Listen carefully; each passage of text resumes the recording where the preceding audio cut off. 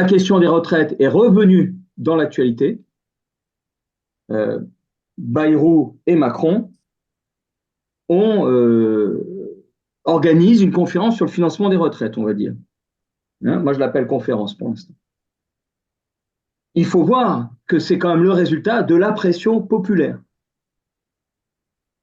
du rejet massif de cette réforme par l'ensemble du pays dans une unification intergénérationnelle considérable, mais aussi de la pression qui a eu une traduction politique, même si le RN essaye de stériliser la protestation politique, il ne peut pas faire taire qu'elle porte quand même sur les retraites, la protestation politique. Donc, et la gauche, grâce au sursaut du nouveau Front populaire, a fait advenir ça. Donc la dimension articulation avec la politique est très importante. Mais, bien sûr, le financement est décisif. Or, le mouvement est beaucoup trop sur l'idée il faut une retraite, l'objectif social, et il a raison. Et donc, sous cette pression, ils font du judo, Bayrou et Macron. Et donc, il dit OK, on va faire sur retraite, mais on ne va pas changer sur retraite si on ne voit pas comment on finance, donc on fait financement. Et donc, ils essaient de faire du judo parce qu'ils sont forts sur financement. Et je pense, et je ne suis pas le seul, nous sommes quelques-uns à penser, que une des raisons, ce n'est pas la seule, on a un pouvoir violent et brutal en face de nous, on avait, mais quand même une des raisons de la non-réussite de la bataille sur les retraites, c'est parce que nous n'avons pas mené vraiment, n'a pas été menée vraiment la bataille sur l'alternative et sur les financements alternatifs. Et du coup, à l'Assemblée nationale, ils ont pu quand même dérouler des choses, malgré le 49.3. Et donc, il y a vraiment une exigence. Et je pense que nous sommes dans un deuxième temps de bataille où nous pouvons avancer si nous voyons ça. Y compris pour le poids politique pour les échéances suivantes.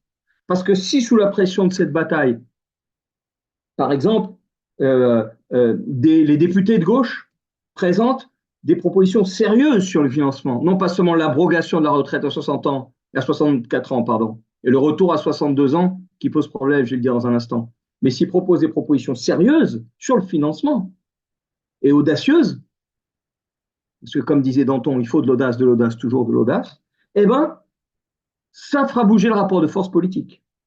La raison principale, et donc c'est ma troisième remarque, la première remarque c'est la pression du peuple, la deuxième c'est financement, la troisième remarque c'est précisément c'est pour ça qu'ils veulent réunir un conclave comme ils l'ont appelé. Conclave, c'est pas seulement parce qu'ils ont une culture catholique, oui bien sûr, mais c'est surtout que ça veut dire fermé, clos.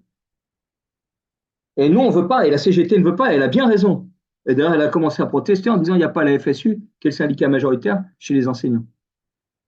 Et donc il faudrait peut-être, et c'est ce que j'ai proposé à la convergence service public, on a eu une réunion publique à Montreuil le 1er février, pardon, et la CGT s'y met, mais d'organiser dans toutes les régions, peut-être même plus encore, des conférences de financement citoyennes sur les retraites. Alors, notre vision, il faut une bonne retraite, dès 60 ans, voire moins quand il y a la bénibilité ou quand on a commencé tôt, avec un bon niveau de revenu, c'est-à-dire la question du taux de remplacement et du niveau des salaires, deux choses, et dans de bonnes conditions, avec des services publics qui appuient, etc., au lieu d'une société hyper marchande et d'une santé qui ne marche pas bien. Et donc, l'abrogation est nécessaire, mais elle ne suffira pas, pour 3 points. D'abord parce que l'abrogation, revenir à 62 ans, c'est trop dur. Déjà 62 ans, c'est trop dur. Les gens sont mal, la société va mal. Je vais redévelopper. Deuxièmement, parce qu'on resterait avec la réforme qui existait déjà, élaborée sous l'égide de Marisol Touraine, mais en fait sous la présidence de Hollande, qui prévoit un allongement de l'âge de la retraite. Et troisièmement, il faut une réforme de fond, parce que si on ne fait pas une réforme de fond à la place, c'est-à-dire qu'on ne fait qu'abroger et qu'on ne fait pas une réforme de fond, le capital est là et il va mener la bataille, il va exiger plus, parce que c'est en réalité un bras de fer sur les revenus, pas seulement politique, mais sur les revenus. La politique, c'est une façon de peser sur les revenus pour le capital ou pour le développement de toutes les personnes. La retraite, ce n'est pas que le travail, c'est des anciens travailleurs ou pas, mais c'est toutes les personnes. Donc, revenus ou capacité humaine. capital ou capacité humaine. Et donc, si on ne fait pas une réforme de fond, le capital va continuer, elle va reprendre la main, comme on a à chaque fois. Donc, c'est très important d'assister. Donc, il faut, et peut-être que mes arguments ne sont pas assez bons pour exiger la réforme et pour articuler abrogation et réforme, mais je pense qu'il faut l'avancer. Et c'est d'ailleurs aussi la position de la CGT, et c'est très bien que ce soit la position de la CGT. Malgré, vous savez, on se sent affaibli en France. Mais d'abord, les retraites, c'était un mouvement formidable. Et en Europe, voire en Amérique du Nord, on regarde la France en disant mais qu'est-ce que vous êtes fort, heureusement que vous avez ce grand syndicat, etc. Et on ne voit pas assez ça.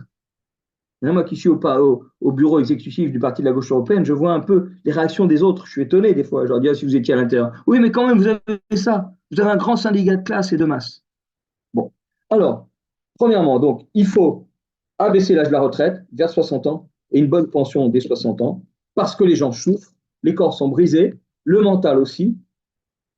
Et les statistiques, d'ailleurs, montrent que l'espérance de vie, en bonne santé, elle est de 64 ans.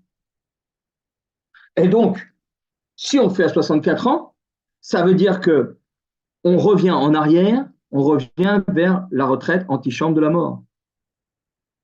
C'est-à-dire, je pars à la retraite en attendant progressivement ma déchéance. Alors que Ambroise Croizat et le mouvement populaire, mais c'est pas que Ambroise Croizat le formulé comme ça, disait on a créé un troisième âge de la vie et c'est un progrès de civilisation. Il faut développer ce troisième âge de la vie. Il est bon pour les gens individuellement, il est bon pour la société. Et donc, c'est une troisième raison pour laquelle il faut cette réforme, c'est qu'il faut laisser la place aux jeunes. Et enfin, la société se délite, sinon, parce que les retraités, ils tiennent beaucoup de choses dans la société. Parce que justement, ils peuvent encore avoir une activité dans le troisième âge, sans avoir une obligation, et sans que ce soit le travail, c'est autre chose. Et ils reçoivent quand même une rémunération pour vivre. Et c'est ça, la retraite. Parce que, par exemple, plus de la moitié des présidents d'associations sont des retraités. Et si on retarde l'âge, d'abord, pour être président, ils font quelques années avant sans être président, et les associations vont s'effondrer. Plus de la moitié des conseillers municipaux sont des retraités. Ce qui est un progrès par rapport au passé, où peut-être dans les sociétés anciennes, 90% des gens qui tenaient les institutions politiques étaient des inactifs ou des vieux et des personnes âgées. Aujourd'hui, c'est 50%, mais c'est quand même 50%. Et puis, l'espérance de vie, elle est tangente en France. Aux États-Unis, elle recule maintenant. Hein. Donc, on veut quoi? Faire reculer l'espérance de vie. Donc, voilà. On récuse l'idée de retraite antichambre de la mort. Alors, l'idée, il y a une vie après le travail, il y a des activités libres, émancipatrices, contribuant à la société sous différentes formes. C'est vraiment ça, la retraite. C'est déjà un au-delà du travail, c'est un dépassement de l'enfermement de l'être humain dans le travail ou de la vision conservatrice, tu gagneras ton pain à la sueur de ton front, et sinon, malheur pour toi, le reste, c'est après ta mort.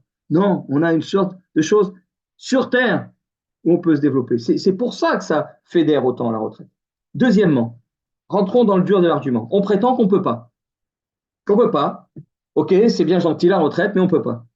On ne peut pas parce que, vous le savez, mais il faut le rappeler, il faut toujours passer par ce point-là, les retraites ne sont pas stockées. L'argent, pour l'essentiel, hein, malgré tous leurs efforts, en France, c'est 2 à 3% la partie des retraites qui est stockée, 3 à 4%, ce n'est pas grand-chose, même si c'est dangereux et qu'il faut combattre.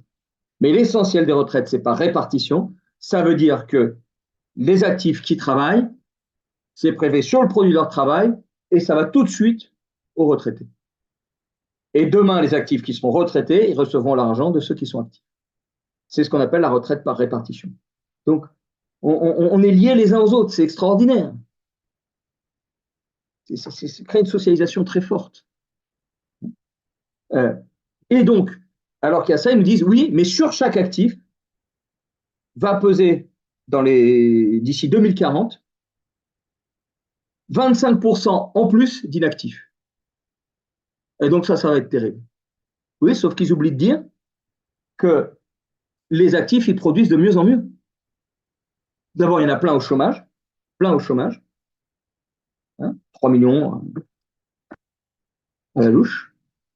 Mais surtout, d'après même leurs prévisions du corps du Conseil d'orientation des retraites, la production intérieure brute, c'est-à-dire les richesses en valeur créées par les actifs, si on enlève l'inflation, vont augmenter de 60%. Donc plus 25% d'inactifs, mais je vais créer plus 60% de richesses. Ah, ah. Pas seulement moi individuellement, parce qu'on peut penser l'emploi va diminuer, non, globalement la société va créer plus 60% de richesses. C'est ça ce qui est prévu. Donc il y a de l'espace.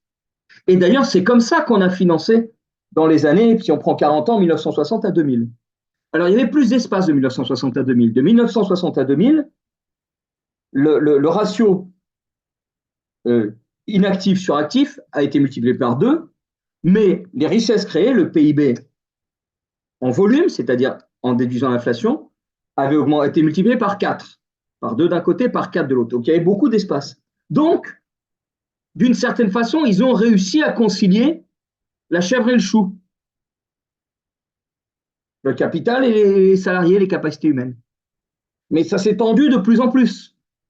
Et aujourd'hui, il y a moins d'espace. Et donc, cet espace entre 25% et 60%, le capital qui est en grave crise, qui s'est accumulé, qui veut beaucoup plus, lui, il en veut. Et donc, il y a de moins en moins d'espace. Donc, c'est vrai qu'il y a une difficulté. Donc, il faut une réforme profonde pour créer un espace nouveau et pour combattre le capital qui vient prédateur là-dedans. Si vous voulez, on reviendra. Hein, il faut bien voir que donc le capital, c'est pas seulement parce qu'il est méchant, mais il y a toute une logique qui est dans les institutions. S'il se gonfle, il en veut plus. Par exemple, s'il y a 100 de capital et que les institutions imposent 10% de rentabilité, si j'ai 100, pour avoir 10 de profit, je prends 10%. Si maintenant le capital il a gonflé en bourse, il vaut 200, pour gagner un taux de 10% sur 200, il faut que je prenne 20, 2 fois plus. Donc si le capital gonfle, ça augmente sa pression de ce qu'il veut tirer sur la société.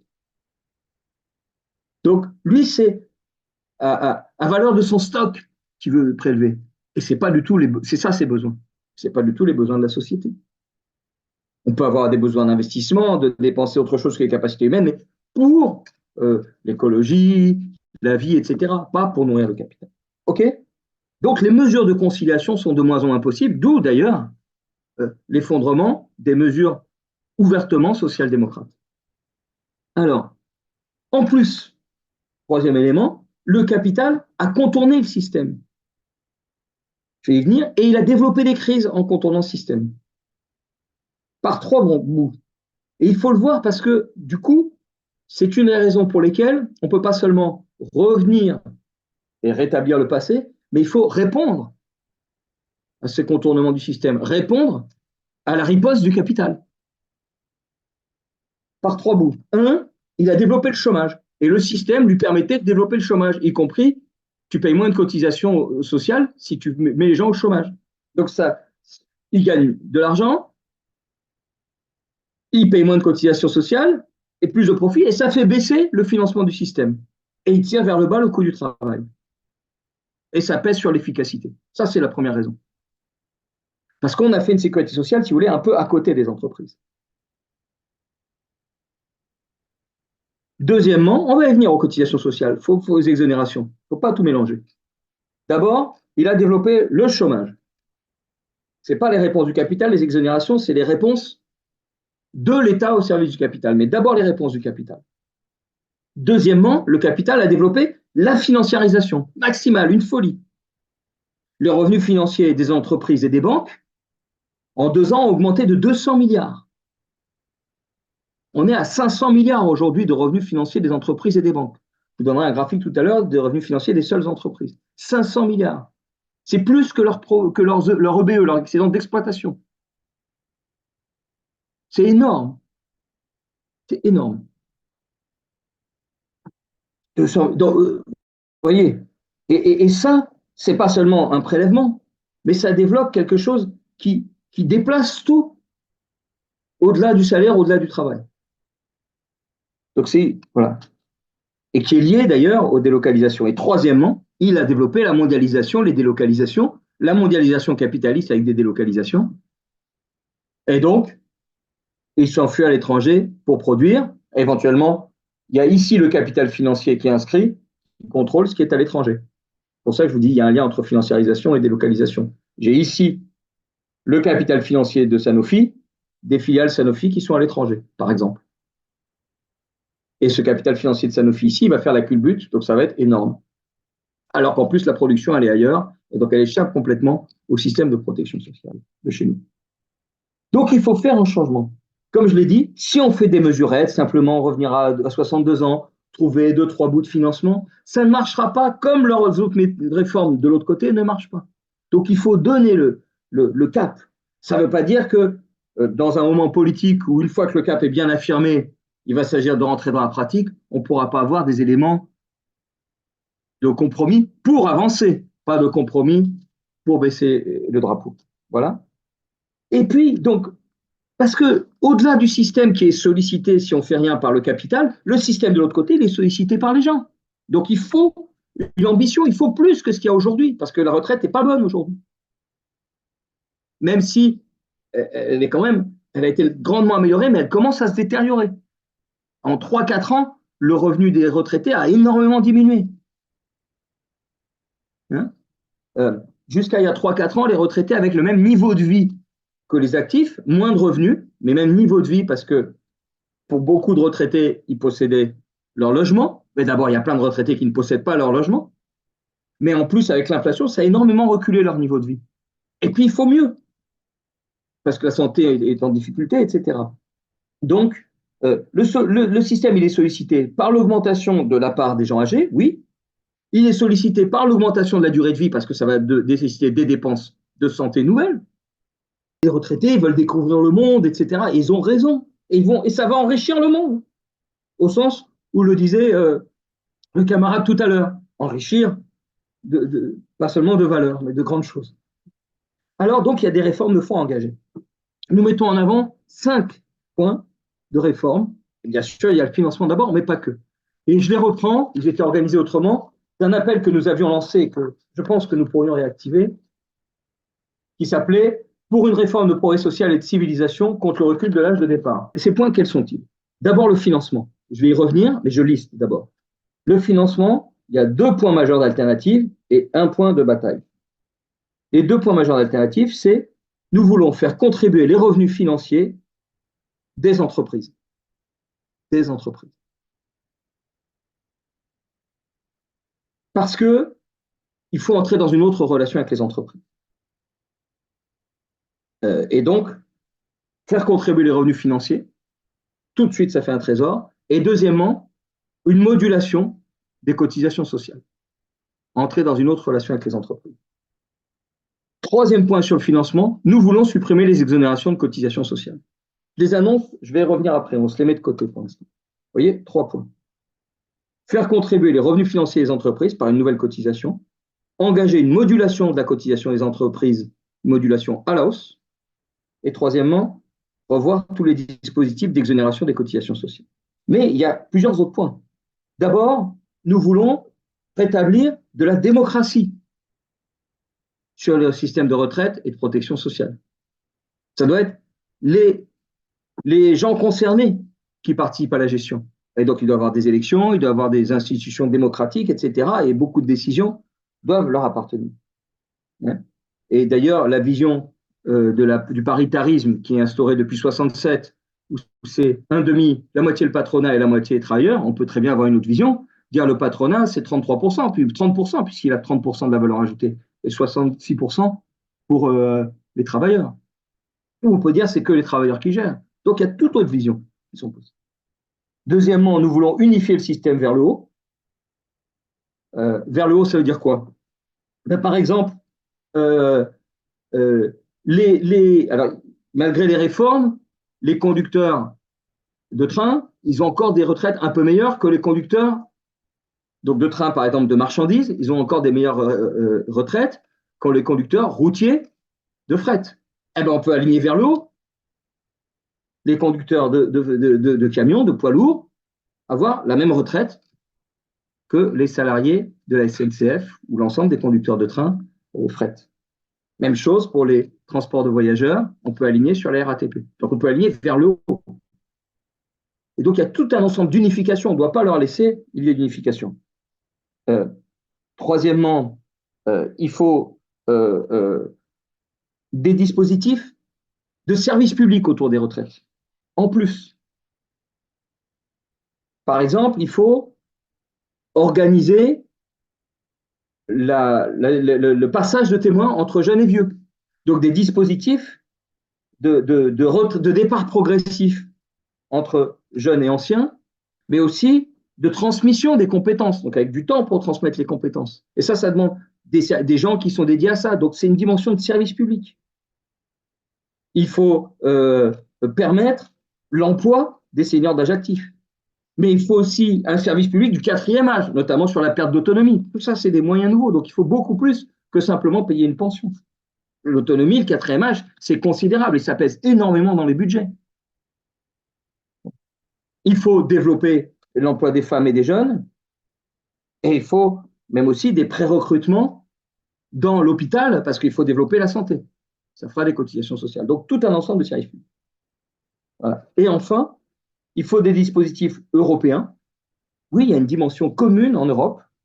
Par exemple, d'abord, il faut arrêter avec les grandes orientations de politique économique qui demandent de baisser la retraite, mais en fait, ça, ils ne sont même pas obligés de les appliquer. Donc ça, c'est pour quelques gauchistes qui vous disent c'est écrit à l'Europe, donc ils l'appliquent. Non, non, ils ne l'appliquent pas parce que c'est écrit à l'Europe, ils l'appliquent parce que le capital le veut. Mais surtout, il faut des mutualisations ensemble, parce qu'il y a des inégalités entre les pays pour permettre de baisser, de diminuer la concurrence antisociale entre les pays. Et puis, il faut une clause de non-régression sociale en Europe. C'est-à-dire, il faut des règles, puisqu'on est ensemble, il faut des règles qui empêchent la gain antisociale à l'intérieur de l'Europe. Et ça, c'est important. Alors, je reviens sur le financement. J'ai quelques graphiques pour vous. Les revenus financiers des entreprises, c'est ça. Vous le voyez bien là? Pardon. Celui-là. Voilà, en milliards. Donc, nous voulons créer une cotisation nouvelle, additionnelle, sur les revenus financiers des entreprises. C'est une masse de revenus, c'est les dividendes que reçoivent les entreprises, c'est les produits d'intérêt que reçoivent les entreprises, c'est aussi des loyers, royalties, etc. C'est considérable. Et vous voyez, en 1940, c'est les chiffres de l'INSEE. J'ai oublié de mettre source INSEE, comptabilité nationale. Vous voyez, de 1949 à 70, c'est pas énorme, c'est un peu trompeur l'échelle parce qu'elle est en milliards, on va passer à une échelle relative juste après, mais ça commence à s'envoler ensuite avec la crise. Et vous voyez maintenant, on est, rien que pour les entreprises, il n'y a pas les banques, on est autour de 400 milliards. Ça s'était un peu stabilisé après la crise financière, hein, avec une diminution, et ça a augmenté considérablement après la pandémie, parce qu'ils y vont à fond. En fait, ça va jusqu'en 2023. Vous voyez, 2021, c'est avant la fin. C'est donc les derniers chiffres INSEE. On est autour de 400 milliards. Ils ne payent aucune cotisation sociale, zéro. Donc, il faut qu'ils contribuent. Ça, c'est décisif. Et ça monte dans le mouvement, c'est monté dans le mouvement jusqu'ici, il faut continuer à le faire monter. Bien sûr, on fera aussi payer les revenus financiers des ménages, mais ceux des entreprises, c'est considérable, parce que c'est un deuxième effet. Ça pousse les entreprises à faire autre chose que de la finance, et donc à développer la base réelle de cotisation, et c'est ça le deuxième levier. Le deuxième levier, c'est, alors voilà, attendez, avant de faire le deuxième levier, on peut comparer là, on peut les faire en pourcentage de la valeur ajoutée, elles sont toujours en rouge, les revenus financiers des entreprises. Vous voyez, en pourcentage de la valeur ajoutée, on était à 5%, on est à presque 30% multiplié par 6 ou 5 si on reste autour de 25%. Donc c'est considérable aujourd'hui comme poids. Et il augmente progressivement et puis surtout à partir des années 85-88. C'est fulgurant. Et vous voyez les cotisations sociales effectives des entreprises qui commencent à diminuer à partir des années 82. Et donc là, on a les exonérations de cotisations sociales qui participent de cette baisse des cotisations sociales. Et donc, ils fragilisent considérablement le système. Donc, il faut... La deuxième chose, le deuxième levier, c'est la deuxième chose, le deuxième levier, c'est un levier pour pousser la base de cotisation sociale, c'est-à-dire développer l'emploi. C'est très simple.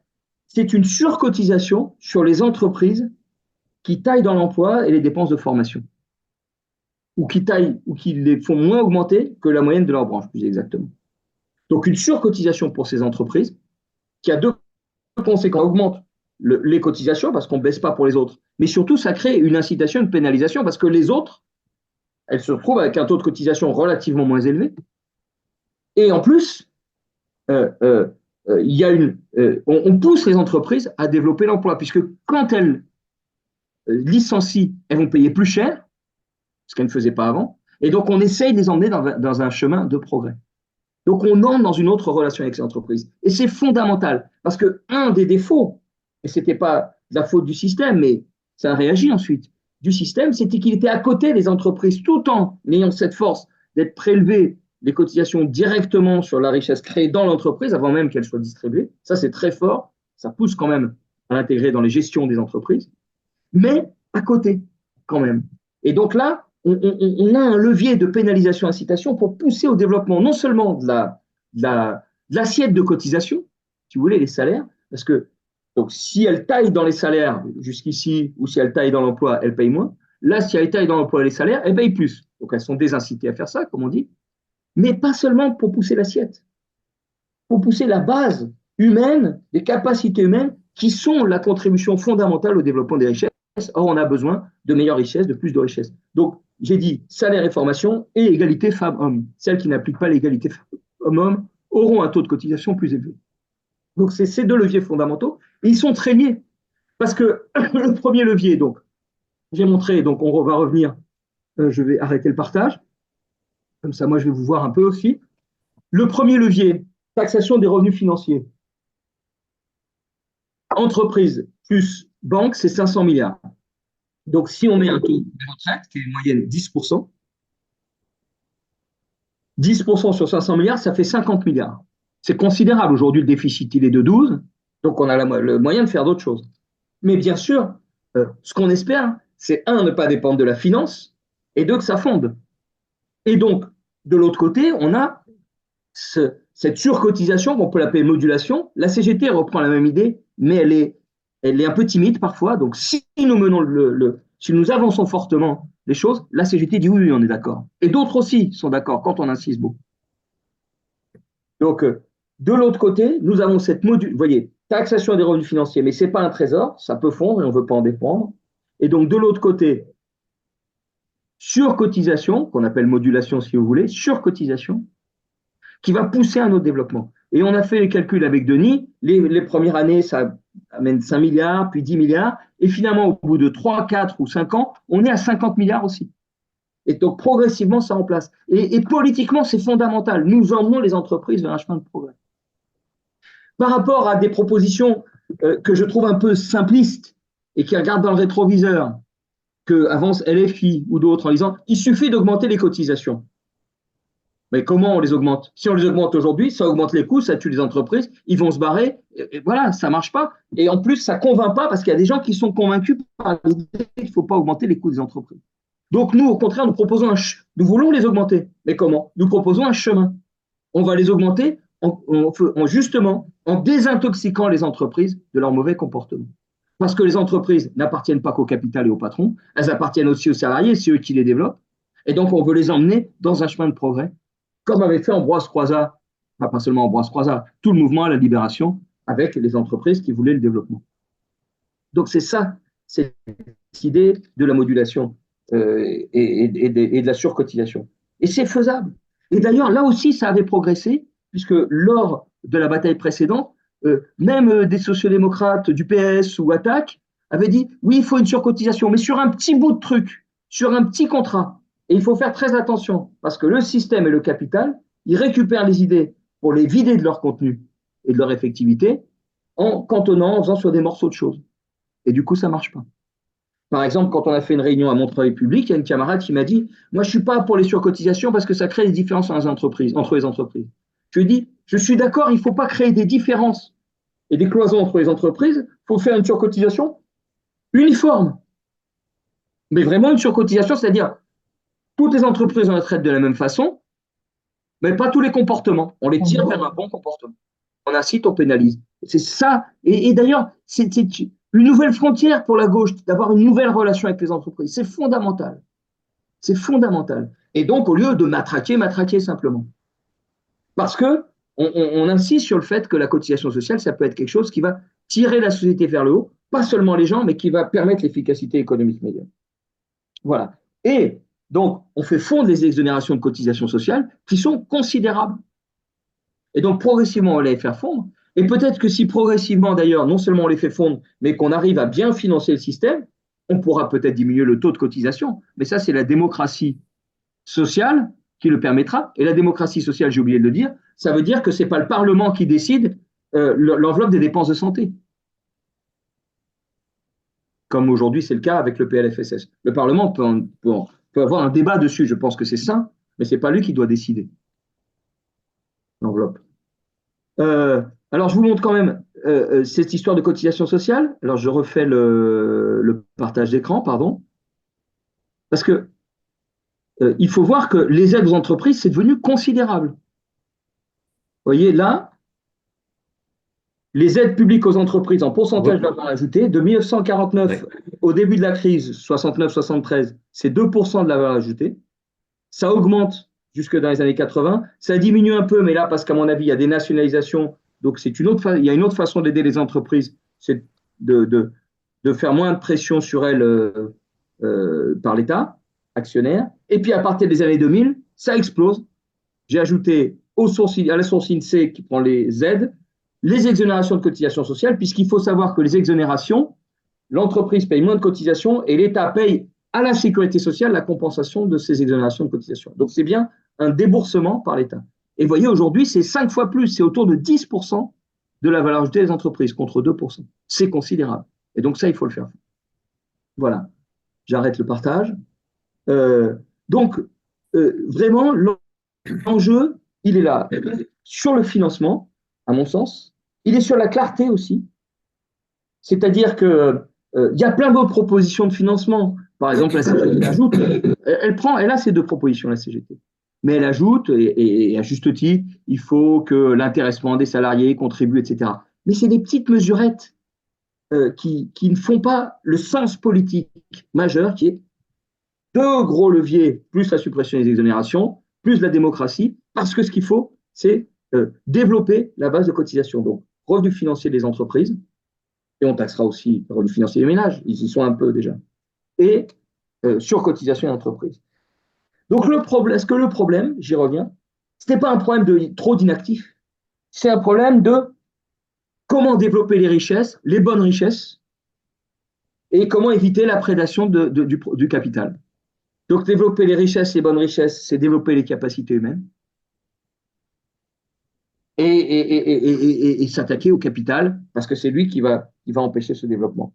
Il faut oser, il faut faire savoir, il faut discuter et rendre populaire ces questions-là. Je pense qu'on en est capable et je pense que on a vraiment un moment où il y a une demande dans le pays pour ça. Donc, on peut discuter sur le fond, mais on pourrait aussi discuter de voir s'il n'y aurait pas nécessité de faire un petit outil, un petit PowerPoint, etc., quelque chose qu'on pourrait utiliser dans les régions pour les réunir. Parce qu'une formation de formateur avec ce PowerPoint, je ne sais pas ce que vous en pensez. Voilà, je n'ai pas été trop long, je pense. Place à la discussion, aux questions, aux remarques, tout ce que vous voulez.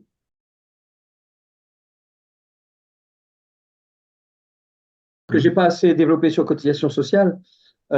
Il faut voir que les cotisations sociales, je crois que Jean-Marc, quand il disait c'est une gangrène, il a raison. C'est-à-dire que dans les débats, c'est plus facile parce qu'il y a toujours quelqu'un, un social-démocrate de LFI ou d'autres qui dit ouais, c'est inutile, les cotisations sociales. Mais c'est se tromper. Si c'est inutile, pas très grave, ça sert à rien, hein, c'est tout. Non, c'est pervers.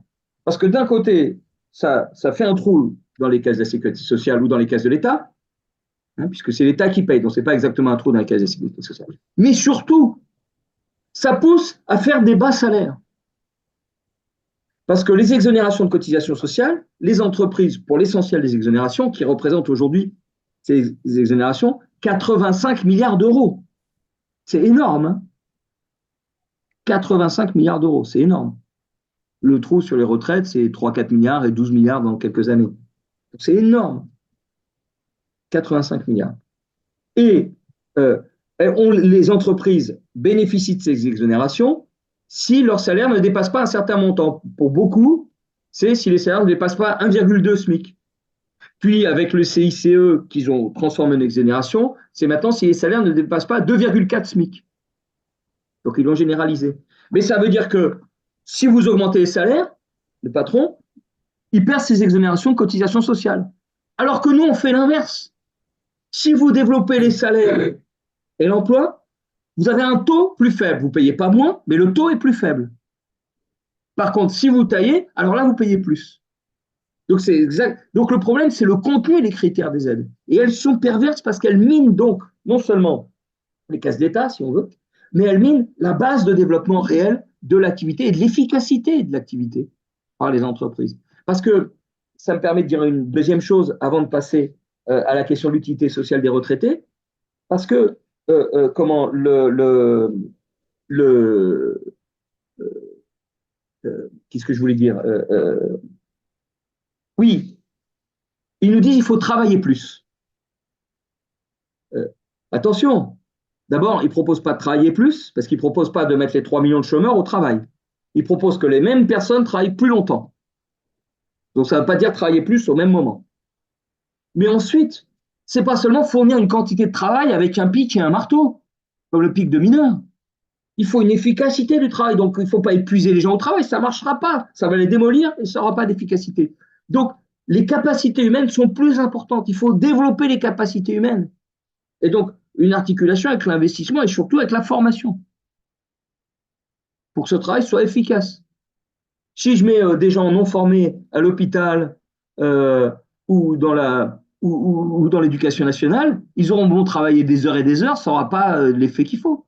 Ou bien les soudeurs, regardez, on n'a pas mis des soudeurs correctement formés parce qu'on fait des économies pour l'EPR, pour fabriquer l'EPR, cette énorme centrale nucléaire en Normandie. J'ai oublié le nom de la commune. On a fait des sous-traitances en cascade pour baisser le coût du travail, on n'a pas mis des soudeurs suffisamment formés, on n'a pas suffisamment vérifié les choses, on a fait des économies de bout de chandelle sur le coût du travail, et du coup, ça a coûté 10 à 15 milliards de plus.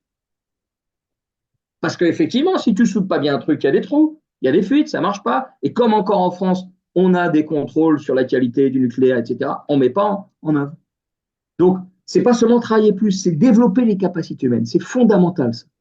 Et développer la possibilité de chacun d'apporter mieux et plus. C'est quelque chose comme ça qu'il faut dire.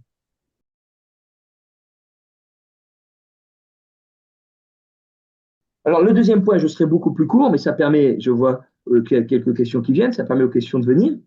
Le deuxième point, c'est effectivement l'apport des retraités à la société. Marie-Jo a raison, il faut développer. J'ai dit les conseils municipaux, j'ai dit les présidents d'associations, mais les retraités, ils gardent leurs enfants, mais les retraités, ils transmettent de la culture. Il y a énormément de choses. Par exemple, donc ils gardent les petits-enfants, c'est très important. Alors, s'ils ont 62, 64 ans, non seulement ils ne laissent pas de la place aux jeunes qui voudraient bosser, mais en plus, les jeunes qui ont des enfants et qui voudraient bosser, ils ne peuvent plus faire garder leurs enfants. Il y a une folie comme ça. Et puis en plus, on manque de perspectives pour la jeunesse. Et après, on s'étonne que la démographie s'effondre. Mais les jeunes, on leur dit, la retraite pour vous, on ne sait pas, mais ce sera très tard.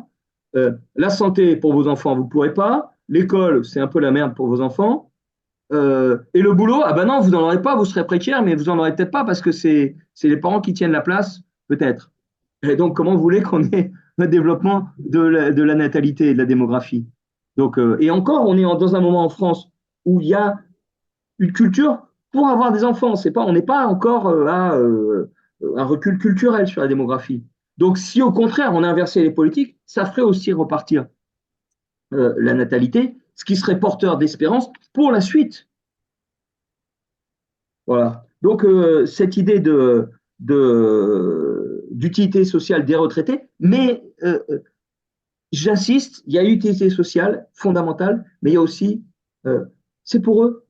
Ils ne sont pas obligés d'avoir une utilité sociale. Ils font ce qu'ils veulent. C'est ça ce qui est beau. Et du coup, ça donne un sens au travail et toute autre acceptation de la vie en société. Je pense que c'est très important si on a une perspective. Si la perspective, c'est après d'aller au mouroir, vous imaginez l'état d'esprit. Voilà. Allez-y, mes camarades.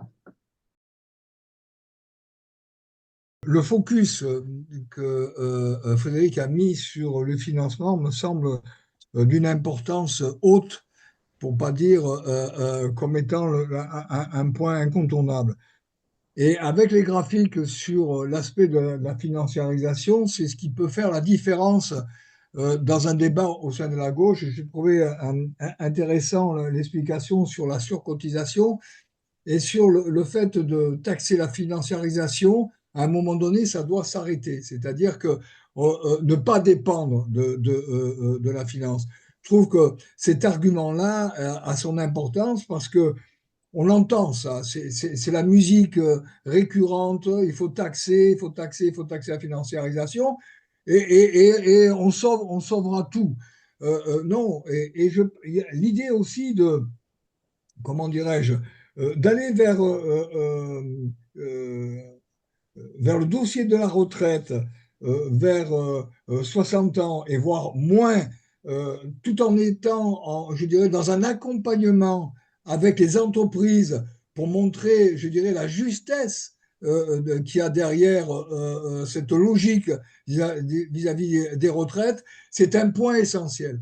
C'est-à-dire que même si au sein des entreprises, on peut considérer que l'entreprise à un moment donné, entre guillemets, certains disent c'est notre ennemi. Non, c'est le capital qui est notre ennemi et que dans l'entreprise. Bon, Fred l'a abordé, c'est avec les droits, plus on redonnera des droits aux travailleurs et qu'on les amènera je dirais, à prendre à bras le corps cet aspect, me semble important. Et encore une fois, ça tourne aussi autour de l'emploi. On a une campagne nationale qui a du mal à démarrer, bon, qui pourtant a son importance. Le développement de l'emploi, c'est quand même aussi un élément fondamental pour aller vers des retraites avec notre système de répartition d'excellentes retraites. Et puis, je voudrais faire juste une toute petite parenthèse sur ce que Frédéric a abordé par rapport à la CGT sur un élément de rémunération entre guillemets aléatoire que nous connaissons tous, qui s'appelle l'intéressement. Et quand nous, dans l'explication, on dit on ne doit pas dépendre de la financiarisation. Je rappelle que le temps que j'ai passé dans le secteur bancaire, les accords d'intéressement étaient basés sur la gestion de trésorerie sur les marchés financiers. Plus on gagnait là-dessus, plus l'intéressement était important. Donc, alors c'est une parenthèse, ça n'a peut-être rien à voir avec le dossier, mais un jour ou l'autre, en interne, avoir une explication. Est-ce qu'il ne faut pas mieux de bons salaires que des intéressements juteux qui sont basés sur la productivité, sur la financiarisation? Et dire au sein de la CGT, il faut taxer ou faire cotiser les intéressements, oui. Moi, je dis l'intéressement doit disparaître et doit rentrer dans le socle global des salaires. C'est une parenthèse qui n'a rien à voir avec les retraites, mais qui dit salaire, dit cotisation, dit aussi retraite. Enfin, voilà. Bon, j'en ai terminé, camarade. Bon, je remercie Frédéric pour cet exposé, effectivement, qui est central en ce sens où il propose de faire exactement l'inverse de ce qu'ont fait les gouvernements successifs depuis 30 ans, à savoir vider de sa substance l'assiette des cotisations des régimes de retraite. Donc, il s'agit, au contraire, dans cette proposition, de remettre de la substance dans l'assiette de façon à pouvoir payer effectivement de bonnes pensions. Alors, cela étant, il y a deux points sur lesquels je voudrais apporter un éclairage parce qu'il me semble préoccupant quand même dans le contexte de court terme. Le premier, c'est celui des prévisions. À chaque fois, donc, une réforme ou une négociation se prépare, le gouvernement, s'appuyant sur le corps, nous balance des prévisions absolument apocalyptiques sur le déficit réel ou supposé des régimes de retraite par répartition. Avec donc Cahuc désormais à la manœuvre à la tête du corps dont on sait qui il est. Et non, Tramarz. Je pense que les prévisions... Gilbert 7, son copain Gilbert 7. C'est pas Cahuc au corps, c'est 7. C'est Gilbert 7. C'est kiff Corico, excuse-moi. On est d'accord, et humainement, c'est plus odieux parce que je le connais, je l'ai eu comme chef, et Denis l'a connu à la Banque de France aussi. Donc, je pense que les prévisions du corps de court terme doivent tenir à peu près la route. Par contre, on nous balance aussi des prévisions de long terme. Horizon, j'ai lu un article où on évoquait une situation des régimes de retraite par répartition à l'horizon 2070, il faut être conscient que ces prévisions de long terme ne tiennent absolument pas la route. Les hypothèses qui les sous-tendent sont extrêmement fragiles. Il n'y a rien de robuste. Que sera le taux de fécondité? Que seront les flux migratoires? Quels seront les gains de productivité du travail d'ici 2070? On n'en sait fichtrement rien. Cela permet, cette prévision de long terme permet au gouvernement et au capital de raconter absolument n'importe quoi et d'effrayer les assurés sociaux. Voilà, donc ça c'est un point. Le deuxième point sur lequel je voudrais apporter un éclairage, bon, que tu as évoqué très brièvement, c'est la capitalisation. Le capital ne rêve aujourd'hui que d'une chose, c'est d'asseoir les régimes de retraite sur des fonds de pension, sur le modèle de ce qui se pratique au Chili ou aux États-Unis. Il faut bien être conscient que cela ne règle absolument rien. Cela introduit au contraire un aléa. On remplace des régimes à prestation définie par des régimes à cotisation définie. On cotise à un fonds de pension. On ne sait absolument pas quel sera le rendement et on ne sait pas à quel âge on pourra effectivement faire valoir ses droits. Au moment de la crise des subprimes, les salariés américains ont quand même été fortement pénalisés. Ils ont dû retarder parfois de plusieurs années leur âge de départ en retraite pour pouvoir bénéficier d'une pension. Et surtout, d'un point de vue macroéconomique, ça ne règle absolument rien. Le rendement des fonds de pension, ce sont des dividendes. Et pour qu'il y ait des dividendes, il faut qu'il y ait des actifs qui créent des richesses. Sans actifs, il n'y a pas de richesse et il n'y a pas de dividendes. Voilà, ce sont les deux points sur lesquels je me suis permis d'apporter un modeste éclairage complémentaire. Surcotisation ou modulation. Donc, tu as raison. Ça peut interroger et je voulais avoir ton point de vue dessus en termes de pratico-pratique. Je m'explique. Donc, les cotisations, c'est le salaire socialisé et donc c'est la rémunération de la force de travail. Hein. C'est ce qu'on appelle alors, tu n'es pas d'accord, mais moi, mes fondamentaux, c'est ça. Donc, C'est le peut-être. salaire, la rémunération de la force de travail, même pour la CGT. Non, mais eh ben, j'entends bien, mais c'est le salaire chargé, c'est-à-dire avec les cotisations qu'on appelle ouvrières et les cotisations dites patronales. Donc, c'est là-dedans que je parlais de salaire socialisé, hein, c'est-à-dire avec l'ensemble des cotisations. C'est pas le net, en fait, c'est le brut. Voilà. Et donc, un des arguments qu'on entend souvent quand on parle de modulation ou de surcotisation, c'est je force le trait, hein. On modulerait, par exemple, un salarié qui est plombier. Non, non, mais c'est pour ça que je vois que tu bouges la tête et c'est bien que tu me répondes. Comme ça, on aura une réponse collective. On modulerait, pardon, la cotisation d'un salarié plombier dans une entreprise qui ne respecterait pas les critères. Et on modulerait pas. Tu en as partie répondu, mais j'étais dans ma voiture en train de garer. Alors j'ai loupé des épisodes. Et on modulerait pas la même qualif, un autre salarié plombier qui serait dans une entreprise qui, elle, respecterait des critères. Du coup, il y aurait une asymétrie entre les deux salaires chargés. Donc c'est à ça qu'il faut qu'on réponde. C'est pratico-pratique, cette surcotisation ou cette modulation. Est-ce qu'elle serait attachée aux salariés ou est-ce que ce serait la masse salariale? Voilà, c'est ça en fait. Je pense qu'il secoue un petit peu nos fondamentaux. Tu as dû y répondre, mais excuse-moi, j'ai peut-être pas tout compris. Enfin, sur deuxième question, donc je sais pas, les camarades, certains le savent, je suis donc administratrice de la COS, la Caisse de recouvrement de la sécurité sociale. Pierre-Yves, s'il était avec nous, il en parlerait encore mieux que moi. Et ce dont je me suis aperçue depuis que je suis administratrice, ça fait pas très longtemps, ça fait de mémoire 2-3 ans, 3-4 ans, c'est qu'en fait, quand la sécurité sociale emprunte, elle emprunte quasiment à 100% sur les marchés financiers. Alors, il y a des moments où non, pendant la crise Covid, voilà, où elle est revenue notamment auprès de la Caisse des dépôts, et très récemment aussi, mais de manière presque dérogatoire. Donc, je voulais savoir dans ce que tu as proposé.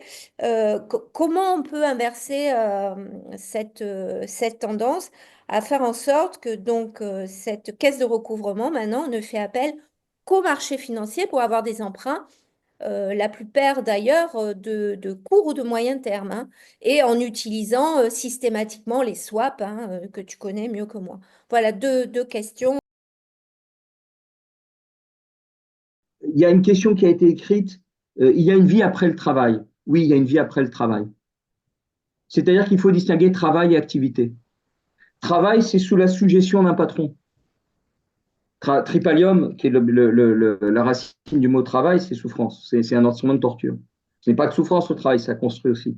Oui, c'est tripalium, c'est un instrument de torture romain. Euh, donc, travail, c'est quelque chose d'un peu d'obligé. Enfin, il y a un encadrement, on est sous suggestion, il y a des obligations, etc. Et justement, la retraite, c'est un moment où on peut avoir une activité sociale ou personnelle. C'est là où je pense qu'il faut souligner l'activité sociale, mais rien n'est obligatoire. Et puis, ça dépend des moments de la vie. Et on reçoit pour un temps un revenu. Parce que la société, elle est riche et elle permet ça, et qu'elle pense que c'est important, y compris pour le développement de l'ensemble de la société. Et d'une certaine façon, contribue à ça. D'ailleurs, dans toutes les sociétés, si vous voulez, la plus-value, qui est la richesse créée par les salariés au-delà de leur travail, au-delà, pardon, pas de leur travail, créée par leur travail, mais qui va au-delà du produit de leur travail, au-delà de leur salaire, elle sert à faire vivre d'autres gens que les travailleurs. Dans toutes les sociétés, même dans un village tribal, il n'y a pas que il y a pas tout le monde n'est pas en train de travailler. Donc il y a des activités qui ont une contribution sociale, mais qui ne dégagent pas de valeur, qui sont voilà. Et donc on va prélever sur le produit des uns pour les autres. Ça c'est important à voir. Et c'est un progrès. Et vraiment par rapport à ce qu'il peut y avoir de conservateurs dans l'Église catholique, parce qu'il y a des éléments qui étaient un progrès dans l'Église catholique, avec ce qu'il peut y avoir de conservateurs dans l'Église catholique, qui est tu gagneras ton pain à la sueur de ton front. Ben, la retraite, tu gagnes ton pain. Mais c'est justifié parce que hier, tu as contribué aux autres. Ben, aujourd'hui, on te donne quelque chose. Et donc, c'est pour ça d'ailleurs que ce n'est pas un salaire socialisé, c'est un droit à obtenir un revenu sur la production des salariés. C'est pas un salaire, c'est la contrepartie d'un travail qu'on fait. Le retraité, qui travaille ou pas, quelle que soit son activité, il reçoit. Il ne faut pas que ça dépende de ce qu'il fait. Ça, c'est important. Alors, moi, je suis d'accord avec Jean-Paul Krief, qui a dit qu'il est d'accord avec moi, mais je veux ressouligner. Il faut bien voir. Oui, mais il a raison. Enfin, parce que là, on a de discussions entre nous et on a raison. Il faut bien penser, quand on a les débats publics, le plus important, c'est de revenir sur les deux leviers et de montrer comment ils s'articulent entre eux. Faire fondre des revenus financiers, développer la base. Alors, par rapport à Guillaume, je suis d'accord avec ce qu'il dit, mais on ne développe pas que l'assiette. On développe les capacités humaines dans la base qui permet de développer l'assiette. Ça va encore au-delà de simplement l'assiette, mais il sera d'accord, je pense, Guillaume. Mais il y a les deux aspects dans l'assiette. Hein, l'assiette, elle est une assiette, mais derrière, elle est l'indicateur des personnes et des capacités des travailleurs. Et ça, c'est plus fondamental encore, mais je pense que voilà. Donc, et je le dis maintenant sous cette forme-là, et donc je vous le propose, et le deuxième levier, c'est entrer dans une autre relation avec les entreprises. Et ça, c'est important parce que c'est comment dire, c'est finalement la culture de la CGT et du mouvement révolutionnaire, donc la partie de la CGT qui est vraiment de classe et révolutionnaire, cette idée d'entrer dans une autre relation avec les entreprises et pas de les laisser faire n'importe quoi. Voilà, ça c'est important. Alors bien sûr, comment dire, ça n'empêche pas que ça ne fera pas tout, la retraite et la cotisation sociale. Donc il faut des pouvoirs des travailleurs. Mais d'ailleurs, on pourrait aussi dire qu'on peut avoir des droits des travailleurs pour saisir la COS en disant l'entreprise ne fait pas ce qui était prévu. Hein, au lieu d'un truc bureaucratique, on peut avoir des droits démocratiques qui interpellent une administration, qui vient appuyer les travailleurs. Donc c'est une vision inverse de la bureaucratie que celle des réacs. Hein. Il faut aussi notre politique de l'emploi, ça ne fera pas tout. Et sur ce que dit Jean-Paul concernant la campagne emploi que nous avons engagée, qui a du mal à être engagé en réalité. À mon avis, ce qu'on ne voit pas assez, ce qui n'est pas assez mis en avant, c'est que un début de la campagne emploi, c'est de dire l'emploi et la formation, c'est un élément fondamental de solution aux difficultés, de solution politique aux difficultés. Et donc, il faut renverser les priorités dans notre société, les révolutionner, précisément, pour que on développe l'emploi et la formation, parce que c'est ça la base fondamentale de tout, comme dit Guillaume. Voilà. Et alors que dans notre société, l'emploi, c'est un solde. Inch'Allah, ça aura fait de l'emploi. C'est ce qui reste à l'arrivée.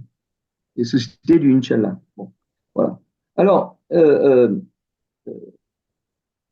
je prends dans l'ordre, hein, et après je vais venir à Patricia. Guillaume, donc, oui, les prévisions. Alors, je suis d'accord avec toi, elles sont apocalyptiques. Un petit peu, mais pas tant que ça. D'ailleurs, si on les regarde, elles ne sont pas si apocalyptiques, mais il est présent de façon apocalyptique. Mais même si on les regarde, moi j'ai utilisé donc, dans mon introduction en disant plus 25% d'inactifs et plus 60% de PIB, inflation déduite, donc il y a de l'espace.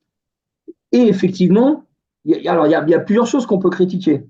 Parce que prévoir à 20-30 ans, ce n'est pas de la prévision, c'est de la prospective. Et donc on ne devrait pas faire comme ça. Mais avant même d'entrer là-dedans, je te donne une information, je n'ai pas révisé exactement leur document, mais quand je l'avais regardé de près, en fait, ça ne dépendait pas de l'emploi. Donc, si on supprimait le chômage, il n'y avait pas plus de PIB. Donc, c'est n'importe quoi en prévision. C'est mal foutu. Parce qu'ils savent que c'est difficile de le faire à 30 ans, donc ils font d'autres trucs, mais ça ne marche pas. Moi, je pense que plutôt, la prévision, elle pourrait éclairer dans le sens de faire apparaître le rôle de tel ou tel paramètre. C'est ça une prospective. C'est dire, par exemple, la question de l'efficacité des travailleurs, ça va être décisif parce que c'est ça qui va permettre qu'on va faire plus ou moins. Donc, c'est là-dessus qu'il va falloir insister. Ou bien la question de la fécondité, c'est important, ça pèse dans un premier temps, mais ça peut permettre demain de faire des choses, donc c'est là qu'il va falloir. La question du chômage, ou pas. C'est comme ça qu'on devrait utiliser les prévisions aujourd'hui. Pour dire, on a vu, là, il y a un enjeu. Et voilà, et la mesure, parce que les prévisions, c'est du chiffrage, la mesure, l'importance relative de tel ou tel enjeu. C'est comme ça, dans une société qui n'est pas mue par des intérêts qu'on n'ose pas dire, qui sont les intérêts du capital et de la capitalisation. Alors, tu as raison sur la capitalisation. J'insiste sur le fait qu'ils n'y arrivent pas. Ils n'y arrivent pas quand même. Ils progressent, mais ils n'y arrivent pas. Et donc, tu as raison, il faut rappeler que justement en France, on y est très opposé parce que les années 30, ça a tapé très fort et ça reste quelque part dans le mémoire reptilienne parce qu'il y a eu un effondrement des pensions, parce que les retraites ne datent pas d'Ambroise Croizat, il y en avait sous d'autres formes capitalisées, il y avait des retraites de fonctionnaires, il y avait différents éléments. Bon. Et ça s'est effondré. Les gens se sont retrouvés avec rien. Mais on peut rappeler aussi, tu as rappelé les États-Unis, on peut rappeler aussi l'exemple de la Suède où ils ont mélangé capitalisation et retraite à points. Et où il y a une année où ça ne marchait plus du tout, ils ont dû débrancher le système et filer quand même une retraite parce que sinon ça allait péter, socialement. Et effectivement, au Chili, il y a eu un progrès sur les retraites, mais le social-démocrate centriste Boric, il a lâché et ils ne sont pas allés vers la retraite par répartition, ce qui pouvait être possible, et ils ont consolidé une capitalisation. Je voulais insister sur une chose sur laquelle il faudrait travailler.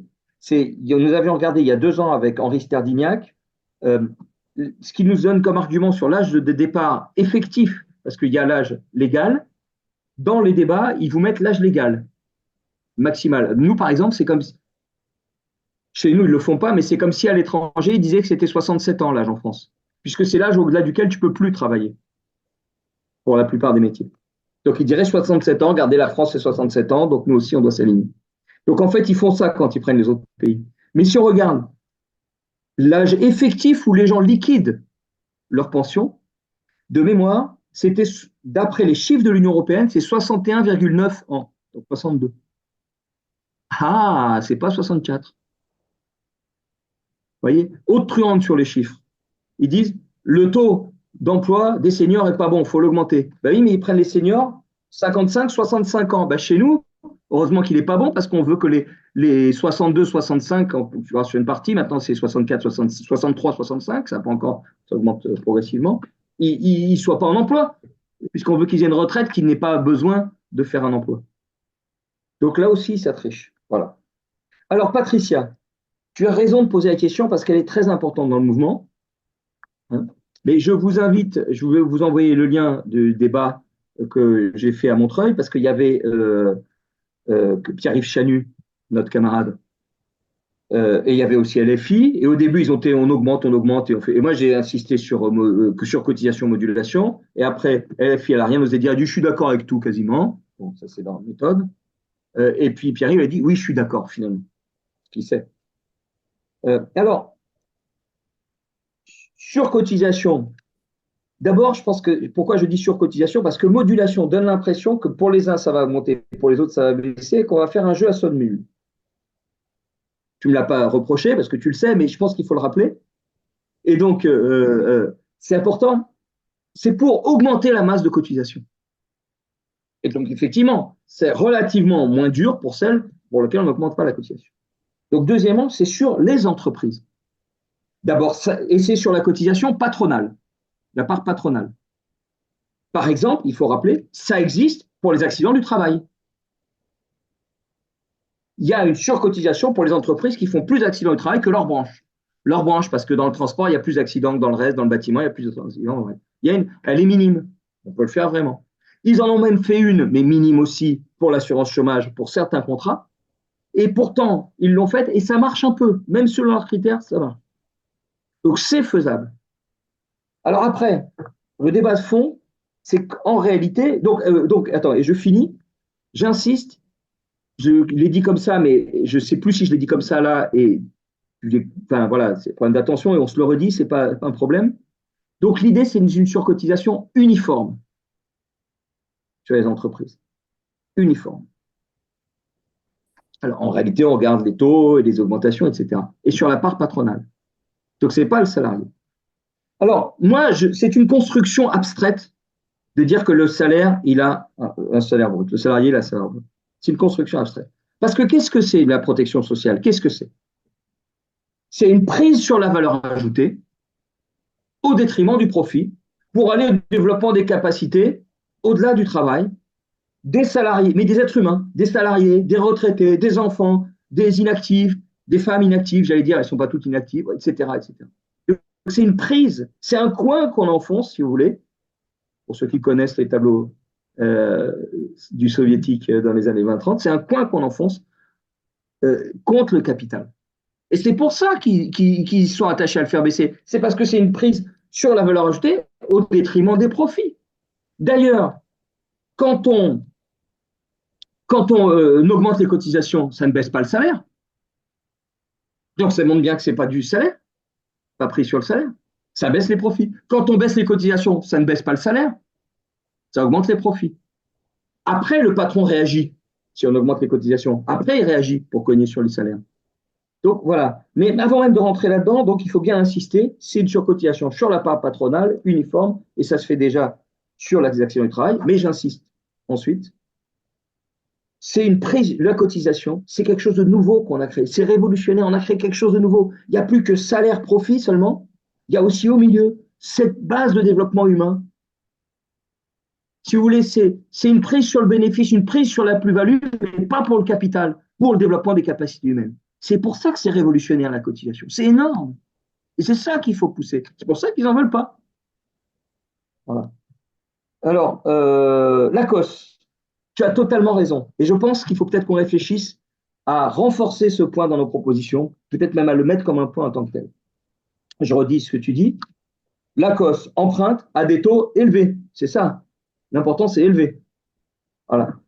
Parce qu'elle a des endettements ou elle a des problèmes d'avance. Bon, en plus, d'ailleurs, tu ne l'as pas dit, mais l'ACOS est un des principaux placeurs financiers en France. Elle fait des placements financiers. Problème aussi. Elle a des immobilisations financières, ça peut être autre chose que des placements financiers qui demandent plein de pognon. Bon. Donc, elle doit pouvoir emprunter à des taux bas. C'est fondamental. Il faut des avances à 0% pour la protection sociale. Par exemple, dans toute l'Union européenne, pour permettre de baisser la tension sur la pression sur la protection sociale, on pourrait avoir une politique de la Banque centrale européenne d'avance à 0% pour les systèmes de protection sociale déficitaires, aussi bien le roumain que le français, pour monter. Et donc, on aurait une émulation entre les pays européens à une meilleure protection sociale. D'autres mondes. Mais on veut un autre monde. Et donc, ça, on peut le faire en France avec un pôle public, comme on le fait, comme on le dit pour l'État, avec un pôle public qui finance des avances à 0%. C'est-à-dire, elle pourrait se refinancer auprès de la Caisse des dépôts ou auprès du pôle public bancaire à 0%. Donc ça, c'est important. Parce que c'est la protection sociale. Donc, avec des critères, si on développe la protection sociale. Et ça me permet de boucler avec le début, ce qu'a dit Jean-Paul Krief. C'est-à-dire, je pense que ce qui est important, c'est de montrer à quel point la question de l'efficacité de la protection sociale doit être mise en avant. Ce n'est pas seulement pour convaincre les centristes, les demi-celles qui disent « Ah ouais, mais ça a pesé sur les entreprises ». C'est parce que les gens sentent qu'il y a un problème de viabilité. Et donc oui, on essaie de mettre en place un système viable parce qu'il va s'appuyer sur les atouts du système, les développer pour même ajouter des choses nouvelles, cette relation nouvelle avec les entreprises. Et je pense que c'est important de le dire. Voilà.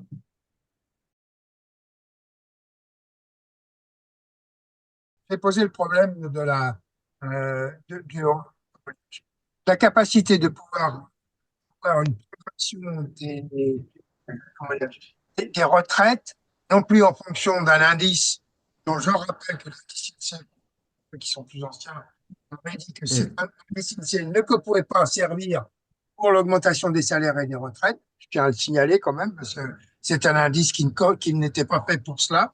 Et je tiens à le signaler et à le rappeler, parce que ça n'a pas été dit dans la façon. Enfin, je sais que tu es rentré. Enfin, l'ensemble de la discussion parfois me dépasse largement. Hein. C'est pas un problème parce que j'ai pas tout sous les yeux. Par contre, j'ai du vécu. Et personnellement, j'ai pris ma retraite à 50 ans parce que j'avais décidé à 23 ans de retraite à 50 ans. Donc, je suis rentré dans une entreprise qui me permettait de partir à 50 ans avec une retraite qui était proportionnelle, puisque ça pouvait faire qu'autrement. Donc, je suis rentré à la RATP et je suis rentré comme conducteur de métro.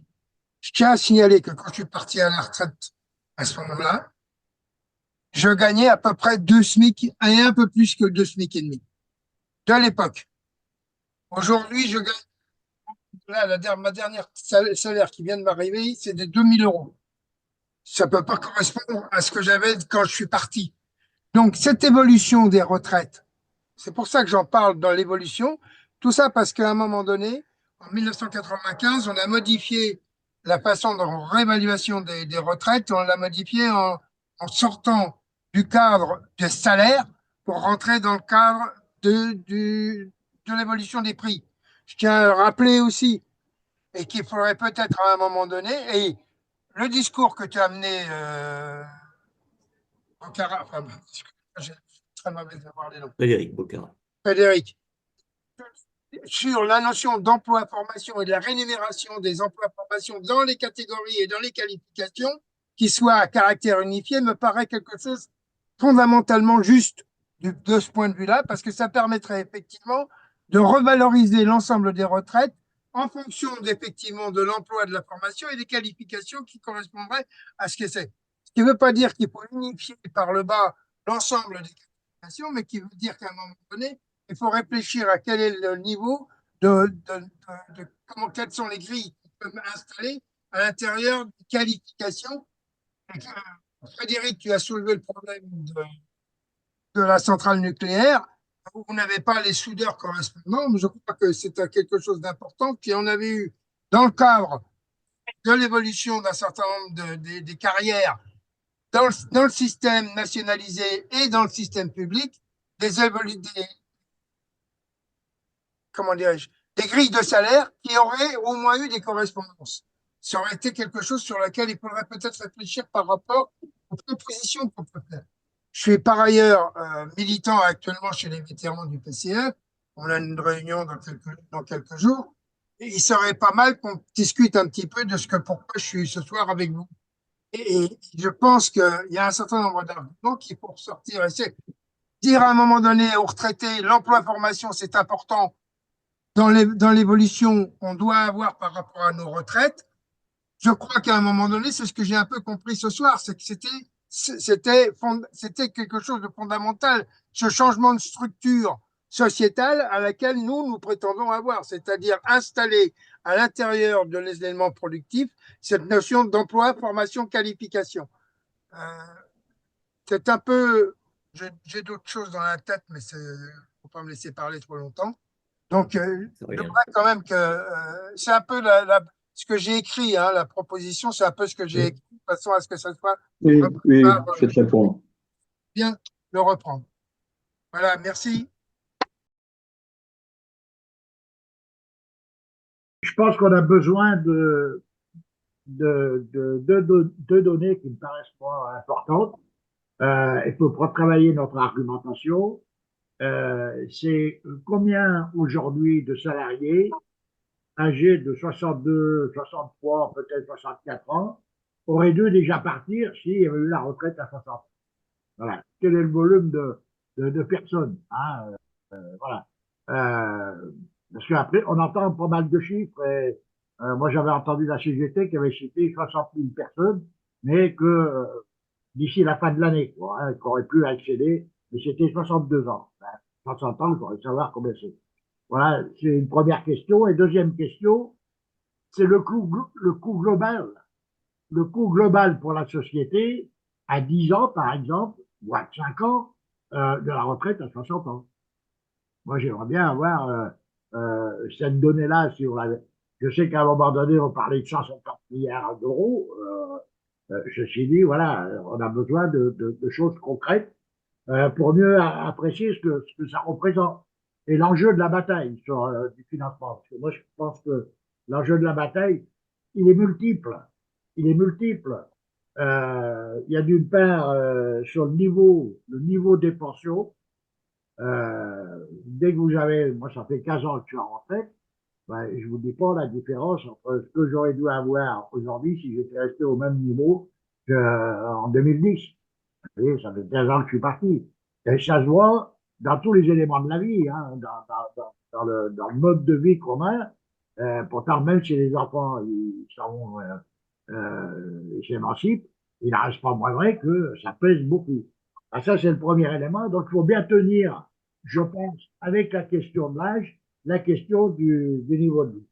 Après, euh, l'autre aspect, c'est ça. Ils ont essayé de nous amener sur le terrain de la pénibilité. Moi, je pense que c'est un argument. Je vais vous donner sur le Rhône. J'ai regardé les chiffres qui avaient été, qui ont été publiés à partir d'une enquête de la DREX. Il y a sur la Rhône-Alpes, Auvergne-Rhône-Alpes, il y a 2 94 940 000 salariés auprès desquels on a enquêté, qui se plaignent de souffrir au travail. Sur les sondés, le pourcentage de sondés qui répondent, qui souffrent, c'est 94%. Et on en trouve aussi bien chez les ouvriers, et on en trouve aussi bien chez les cadres. Et alors vient dans le sondage qui a été fait, les horaires atypiques, la durée du travail, l'intensification, bref, chacun selon ses qualifications est touché par un bout. Voilà. Ouais, je dis ça parce que ne lâchons pas sur la reconquête des régimes spéciaux. Enfin, moi, j'appelle ça les régimes spéciaux. Il y a des professions où il y a besoin de partir avant 60 ans. Avant 60 ans. Je pense que là, ça fait partie des batailles à mener. Voilà. Après, c'était les questions que j'avais et les remarques. Moi, je suis totalement d'accord avec Frédéric. Je pense que la question, toute la bataille politique, c'est une bataille de classe, elle touche au financement.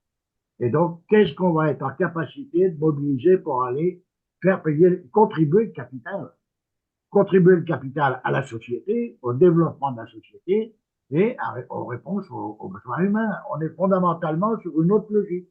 Le bout de la retraite, ça nous permet de travailler. Et d'articuler ça, moi je partage bien aussi, je le ressens comme ça, la question de l'emploi, la question de la formation, la question de l'efficacité du travail, comme des données clés pour aller à une issue, et pour construire les rapports de force. Voilà. Voilà. Moi, j'ai une interrogation sur la cotisation et son mode de calcul, c'est-à-dire l'assiette et le taux. Est-ce qu'il n'y a pas des choses à faire évoluer? À un moment donné, dans la CGT, on avait commencé à réfléchir à un certain nombre, l'élargissement de l'assiette. Bref, qu'est-ce qu'on prenait comme repère? Valeur ajoutée, bref, il y avait tous ces éléments là qui venaient. Est-ce qu'on est en capacité de bouger aujourd'hui ou pas? Donc voilà, c'est tout pour moi. Bonsoir les camarades. Je voulais revenir sur une question quand même auquel je suis assez accroché. J'ai entendu Frédéric qui abordait la question du travailler plus. Je crois que toute notre vie, toute ma vie, j'ai entendu ce terme travailler de plus du patronat, y compris dans tous les domaines de la société. On appelle toujours à travailler plus, travailler plus. Au début, on creuse un trou avec une pelle et une pioche.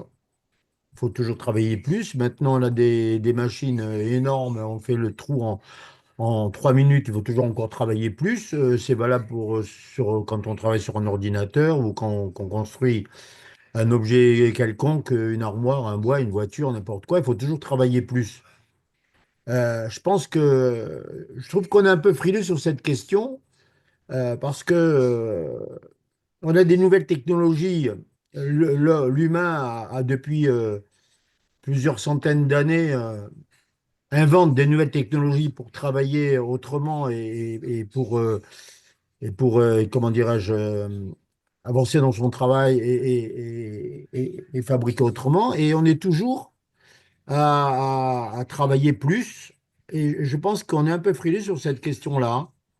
Je pense que dans le fait de travailler autrement et travailler moins, je pense toujours à la revendication des 32 heures, ça devient une nécessité. Pourquoi continuer à avoir des robots, etc., pour continuer à travailler encore plus, à travailler des 40 heures, voire plus, alors qu'on a de la robotique, on a de l'informatique, et ça permet aux femmes et aux hommes du monde du travail d'être soulagés dans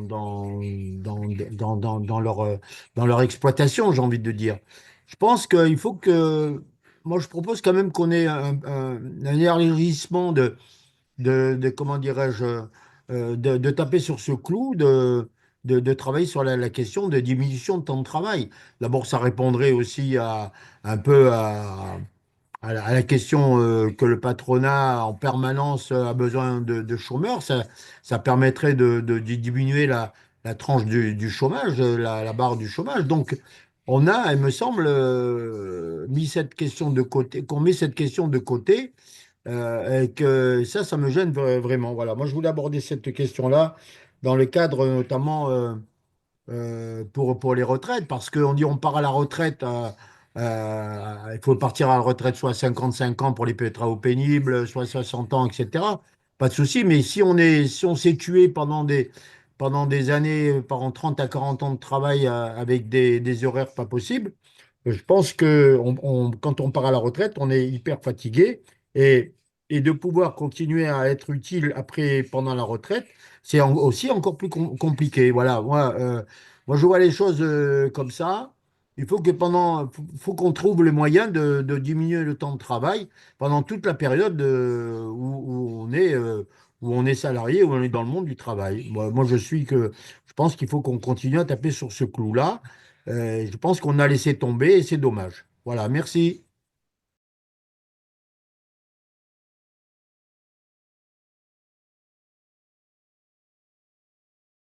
Sur l'évolution des retraites, ce que disait Alain, ça renvoie à l'évolution de la pension.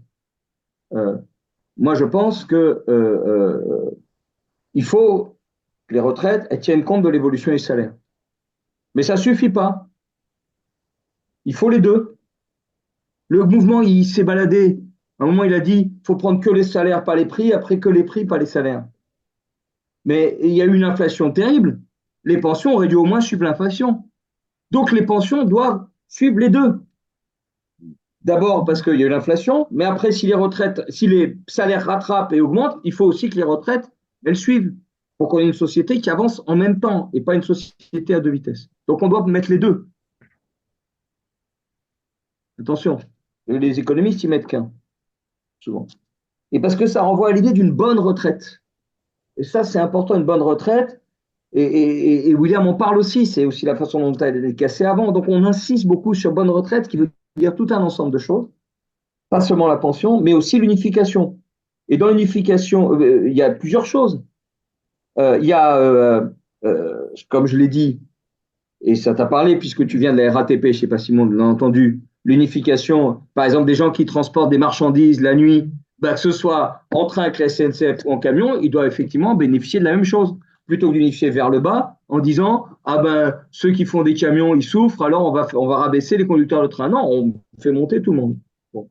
Mais par exemple, il y a d'autres unifications qui sont nécessaires. Les fonctionnaires, ils n'ont pas du tout les mêmes droits quand ils ont élevé des enfants. Ils ont que 6 mois, alors que dans le privé, c'est beaucoup plus.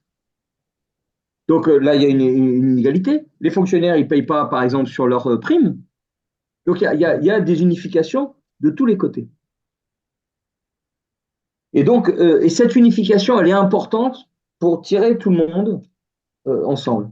Et d'ailleurs, moi, je suis profondément d'accord avec l'approche de Jeannot qui dit pénibilité important, mais attention, tout le monde ressent une pénibilité. Donc, bien sûr, il y en a qui devront partir plus tôt, mais je pense qu'il faut insister, et donc il faut des régimes spéciaux, des régimes avancés, je ne sais pas comment les appeler, mais il faut maintenir l'idée d'un âge aussi, parce que ça unifie le corps social. Attention, si dans une même entreprise, il y a des gens qui partent à un âge, à d'autres, ça peut se faire, mais il faut quand même que l'âge reste pour unifier le corps social. Sur la pénibilité, je vais vous faire remarquer une chose, il y a une évolution très mauvaise. Ils sont passés de la pénibilité du poste à la souffrance individuelle du salarié. C'est-à-dire aucune obligation d'améliorer le poste, et simplement on compense le salarié, ben, la santé, ça ne se compense pas. Et donc, il y a quelque chose d'assez grave là-dessus. Bon, parce que. Bon. Donc, alors, moi, je pense que. Donc, ce que dit Jeannot, combien de salariés auraient pu partir? Donc, il y a des calculs qui ont été faits. C'est un peu compliqué parce que c'est autour de 300 000 salariés par an. Pourquoi c'est un peu compliqué? C'est parce que les gens, la retraite, ce n'est pas un coup près. On peut décider de prolonger ou on peut décider de partir plus tôt. Et l'observation qu'on a, c'est qu'il y a eu plein de réformes, et donc les gens, pour ne pas tomber sous le coup de la réforme, des fois, ils partent plus tôt. Donc c'est pour ça que c'est un peu difficile. Y compris quand on demande aux gens quel est l'âge que vous voudriez, on s'aperçoit qu'en réalité, ils ne répondent pas à l'âge qu'ils veulent. Dès qu'il y a une réforme, ils augmentent l'âge qu'ils voudraient, parce qu'ils disent l'âge auquel je voudrais partir, mais qui est raisonnable et réaliste dans la situation actuelle. Je ne vais pas vous dire n'importe quoi. Donc, sur le coût global, je pense qu'il faut qu'on revienne. On avait fait le chiffrage avec Denis pour le programme des présidentielles. De mémoire, si on veut améliorer les pensions, vraiment améliorer les pensions, il faut de l'ordre de 30 milliards. Là, vous voyez qu'on a environ 50 d'ici 5 ans. Donc là, on a 50 milliards, à peu près. 50 milliards de revenus financiers et la montée en régime de la modulation, ça peut faire à peu près 50 milliards, 45. Mais il faut voir que il faut bien qu'on mette quelles hypothèses on met en face. Donc, on l'a fait, mais il faut qu'on mette en avant, parce qu'il y a le niveau de retraite, mais est-ce qu'on met, par exemple, la dépendance et donc les besoins, parce qu'améliorer la retraite, ce n'est pas seulement la pension, c'est pouvoir prendre en compte toute la dépendance et le quatrième âge, d'une certaine façon. Mais c'est aussi améliorer le système de santé et l'hôpital. Et donc, ça renvoie au développement des services publics. Donc, voilà. Donc, il faut qu'on mette bien en avant combien on dépense pour la pension, puis tous les enjeux qui sont derrière, qui ne sont pas que de la pension. Parce que si, je vais être caricatural, mais si on augmente la pension, mais qu'on privatise tout, y compris qu'on démolit, comme on le fait actuellement, tout ce qui est voyage, tourisme social, etc., parce que les retraités, ils découvrent le monde, eh ben, tout ton surcroît de pension, il est absorbé par le fait que c'est devenu privé, cher, etc., voire plus. Donc, c'est pour ça qu'il ne faut jamais oublier le volet service public. Mais je suis d'accord avec toi, je pense que c'est important qu'on le mette en avant. Euh, alors, sur l'assiette des cotisations, je le dis différemment. Parce qu'à un moment, le débat était sur l'assiette des cotisations, donc nous reprenions les mots un peu des autres pour parler assiette des cotisations. Alors, ceci dit, euh, euh, donc nous disions, les socialistes disaient élargir, prendre la valeur ajoutée comme assiette, nous disions non, on va prendre la valeur ajoutée, mais élargir à d'autres composantes de la valeur ajoutée. Ce n'est pas la même chose, les profits. Parce qu'on ne voulait pas remplacer l'assiette masse salariale qui est stable, qui est bien visible. Là, par contre, on est à fond pour l'assiette masse salariale parce qu'elle est stable, elle est bien visible. C'est les salariés, ça leur appartient, ça leur ouvre un droit sur les cotisations, etc.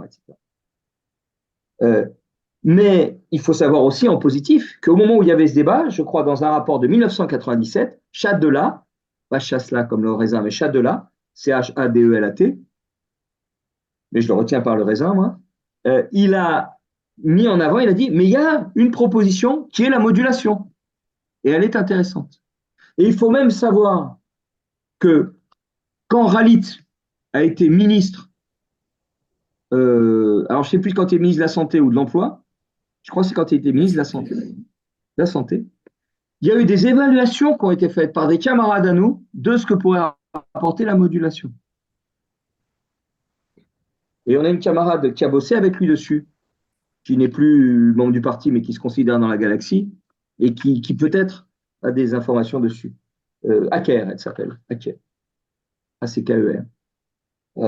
Et c'est les deux, elle et son mari, ils ont fait le CNRR, là, le nouveau Conseil national de la résistance, quelque chose comme ça. Le Conseil national de la nouvelle résistance, CNNR. Donc, il y a des travaux qui ont été faits, mais ils les cachent, les autres. Alors, Céline, William, puis après une conclusion générale. Céline, je vois très bien effectivement le genre de discussion, puisque je suis moi-même INSEE et je conçois ces hauts fonctionnaires qui sont au Trésor, etc. La capitalisation, bonne solution, comment répondre? J'ai bien compris que ta question c'est ça, c'est pas que tu es en faveur. Moi je dirais, il y a un copain qui a aussi répondu, il y a Jean-Jacques Borde qui a répondu, non, je ne sais plus si c'est lui ou pas. Bon. Guillaume pense que Donc, d'abord, c'est aléatoire la capitalisation. Ça, c'est le premier truc qu'il faut mettre en avant. Il y a un effondrement. Aucun placement financier n'a pu faire pendant, parce que si c'est 40 ans ou 37 ans ou 37 ans de vie active, parce que si on prend la formation dans la vie active et qu'on compte les gens des 20 ans, ça fait 40 ans pour 60 ans par exemple, enfin comme vous voulez, aucun placement financier ne rapporte ce qu'ils racontent eux pendant 35 à 40 ans. C'est pas vrai, il y a toujours une crise financière. Donc c'est aléatoire, ça marche pas. C'est ce qu'a dit le copain tout à l'heure. C'est à cotisation connue, je ne sais plus comment on dit, mais à prestation aléatoire. Deuxièmement, ça ne développe pas l'efficacité. C'est ça le plus important. On stocke de l'argent. Il faut développer la base humaine et la base des capacités humaines. Ça ne développe pas l'efficacité. Ça fait même pire. On stocke de l'argent qui est soit stérilisé, soit pire, il va demander son rendement financier, du profit, pour s'accumuler, au lieu de développer tout de suite la société. Vraiment, le grand intérêt, je vais vous le faire avec une image médicale et humaine, hein, mais le grand intérêt, c'est que nous, on met de la fluidité, la répartition, ça met de la fluidité. Jaurès, s'il s'était planté dans les années 1910-1920, il est mort après, en 1920, il est mort en 14. Dans les années 1900-1910, il était pour la capitalisation. Bon, l'histoire montre qu'il avait peut-être tort. Voilà. En tout cas, on n'est pas d'accord. Mais comment dire ça développe la fluidité? C'est comme si dans un corps humain, il y a plusieurs organes, ceux qui travaillent, ceux qui ne travaillent pas, on va dire les actifs et les inactifs. Comme si on pensait qu'il faut développer un gros métastase, un truc qui va s'accumuler dans le corps et qui va peser. Ou alors une fluidité, le cœur, les poumons, c'est fluide et ça va tourner et demain c'est autre chose. C'est comme ça. Et c'est ça, c'est notre vision de la société. Donc, à la fois, ça ne développe pas l'efficacité, ça stérilise, et enfin, c'est de l'individualisme. Je mets de l'argent et je reçois ce que j'ai mis, et c'est aléatoire. Ou alors, une solidarité, nous sommes les uns avec les autres. Et les gens, ils sont attachés à cette solidarité. Peut-être moins, effectivement, les très hauts cas du Trésor, et pas tous. mais peut-être moins, ou en tout cas, ils ont oublié. Mais les parents et les enfants, il y a une solidarité, c'est ça. Et donc, on poursuit quelque part ce qui existe dans la vie réelle. Et donc, il y a une très forte acceptation. Voilà, moi, je pense que c'est ces arguments. Mais après, chacun trouve, et puis ça dépend des gens. William, tu as totalement raison, mon cher William. C'est souvent le cas, mais là, tu as totalement raison. La question de travailler plus, non. C'est travailler efficacement, développer les capacités humaines, mieux équipées, pas avec un pic et un machin, avec des machines, mais pas pour faire n'importe quoi. Et j'insiste, il ne faut pas oublier, et c'est le capital qui est paresseux, par contre. Parce que lui, il met de l'argent qui dort et il touche du pognon. Mais travailler pourquoi? Comment? Donc, ça renvoie au pouvoir. Donc, les retraites ouvrent sur plein de questions. Je pense que dans les débats, il faut dire, oui, ça ouvre sur plein de questions. Les retraites ne pourront pas tout régler, mais elles posent beaucoup de questions. Donc, mais elles font aussi partie de la diminution du temps de travail. Parce que la diminution du temps de travail, bien sûr, on peut dire c'est temps libre, donc loisir et familial. Mais c'est aussi diminuer le temps de travail effectif pour avoir le temps de formation. C'est aussi diminuer le temps de travail tout au long de la vie avec la retraite. Eux, ils veulent augmenter le temps de travail. Et c'est aussi diminuer le temps de travail pour avoir une participation à la vie sociale. Et c'est décisif aujourd'hui. Je pense que c'est décisif que les citoyens aient le temps de se saisir des enjeux, que ce soit le nucléaire, l'énergie, la route, tout ce que vous voulez, parce que c'est très important qu'ils soient partie prenante, sinon ça ne marchera pas. Et donc, ils aient même le temps de se cultiver pour intervenir sur les enjeux. Donc, effectivement, on doit changer les priorités et décider pourquoi on produit, ce qu'on produit et comment. Donc, ça renvoie au pouvoir. Et ça, c'est important d'ouvrir là-dessus. Mais on ne pourra pas tout régler avec les retraites. Et donc, la question des 32 heures, bien sûr. Mais aussi le travail tout au long de la vie, j'insiste. Les temps de formation longs, dans une vision des communistes, mais pas le communisme intégral, hein, ce que j'appelle moi le socialisme, qui est une étape de transition. On pourrait très bien imaginer, même avec un gouvernement de gauche avancé, comme on disait autrefois une démocratie avancée, vous vous rappelez, on pourrait très bien imaginer que chacun ait le droit, dans sa vie professionnelle, à partir de 35-40 ans, à 3 ans de formation reconversion. Soit formation approfondissement dans quelque chose, soit reconversion, pour changer. Et donc, c'est du temps de non-travail.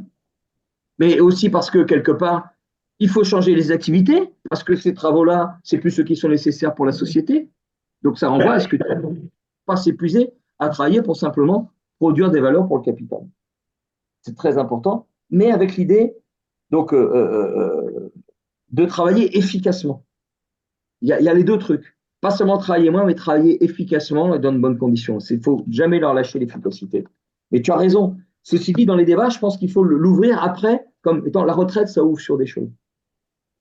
Voilà, alors pour conclure, je pense qu'il y a quelques notions comme ça qu'il faut bien avoir en tête, et je crois que c'est Nadine qui disait, donc travail et activité, si elle accepte la distinction, mais elle dit tout le monde ne voit pas, je pense que c'est important d'avoir nous ça en tête. Plus-value et profit, c'est-à-dire il y a toute une richesse créée qui va au-delà du travail, la partie de cette richesse créée qui est appropriée par le capital, ça c'est du profit, mais l'autre partie c'est celle qui développe les êtres humains, cotisation sociale, ce que nous appelons la valeur ajoutée disponible pour le développement des populations et des territoires. La valeur ajoutée disponible pour les populations et les territoires. Donc, et ça, c'est très important. La formule, si elle vous va, je pense, on peut l'utiliser. La cotisation sociale, c'est une prise sur la valeur ajoutée créée par les travailleurs au détriment du profit. Prise sur la valeur ajoutée, ça monte la bagarre, ça monte valeur ajoutée, créée par les travailleurs, comme ça leur appartient quelque part, même si le profit devrait leur appartenir aussi, au détriment du profit, comme ça on voit bien la bataille de classe. Voilà. Et une petite remarque, comment dire?